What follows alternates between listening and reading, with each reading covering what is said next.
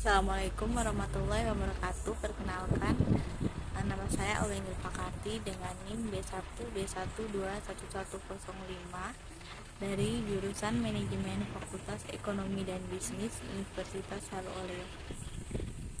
Video ini saya buat untuk memenuhi tugas mata kuliah saya, yaitu Manajemen Sumber Daya Manusia. Baik, materi yang akan saya bahas yaitu yang pertama, pengertian pemeriksaan manajemen. Yang kedua, bukti pemeriksaan. Ketiga, ruang lingkup audit manajemen. Dan yang keempat yaitu laporan audit. Materi yang pertama yaitu pengertian pemeriksaan manajemen. Pemeriksaan manajemen adalah proses perencanaan, pengumpulan, dan pengevaluasian yang dilakukan secara sistematis terhadap bukti yang ada dan atas penilaian efisiensi, efektivitas, dan ekonomisasi kegiatan suatu organisasi, dan nantinya untuk dilaporkan kepada pihak yang berkepentingan.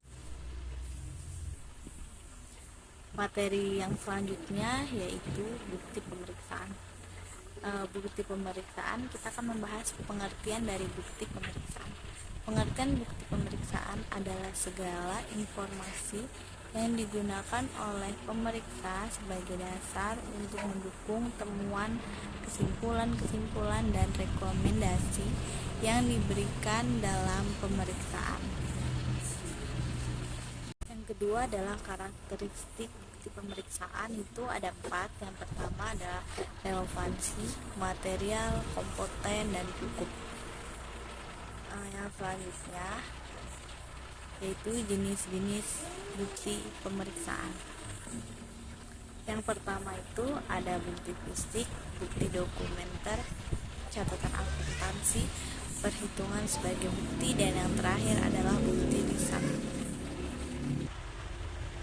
Yang terakhir yaitu tujuan bukti pemeriksaan. Tujuan bukti pemeriksaan adalah untuk membantu meningkatkan perencanaan dan pengendalian manajemen dengan cara mengidentifikasi aspek sistem dan prosedurnya. Materi yang selanjutnya yaitu ruang lingkup audit manajemen. Yang pertama adalah audit fungsi manajemen. Bidang-bidang utama yang dicakup audit fungsi personalia ini sebagai berikut. Yang pertama adalah sistem informasi manajemen personalia, penyusunan personalia dan pengembangan. Yang ketiga, pengawasan dan evaluasi organisasi. Yang kedua yaitu audit pelaksanaan manajerial. Audit pelaksanaan manajerial ini terjadi bila mana manajer mengabaikan kebijakan personalia atau melanggar hukum hubungan perburuhan. Audit ini hendaknya mengemukakan kesalahan tersebut agar tindakan koreksi dapat segera dimulai. Kemudian yang ketiga yaitu adalah audit kepuasan karyawan. Dan materi yang keempat atau yang terakhir yaitu laporan audit.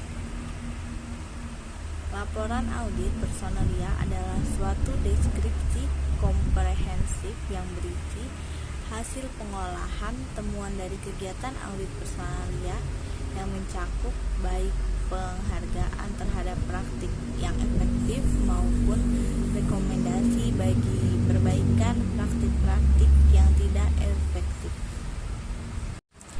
Macam-macam dari laporan audit itu dibedakan menjadi 3.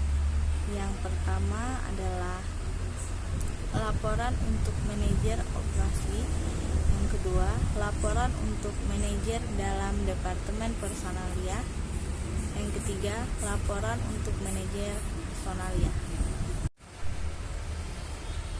Materi yang terakhir yaitu laporan audit. Laporan audit terdiri dari beberapa bagian, yaitu yang pertama judul, daftar isi, ringkasan, dan kesimpulan masalah-masalah pokok seperti tujuan, analisis, evaluasi, dan sebagainya. Kelima, kesimpulan dan saran.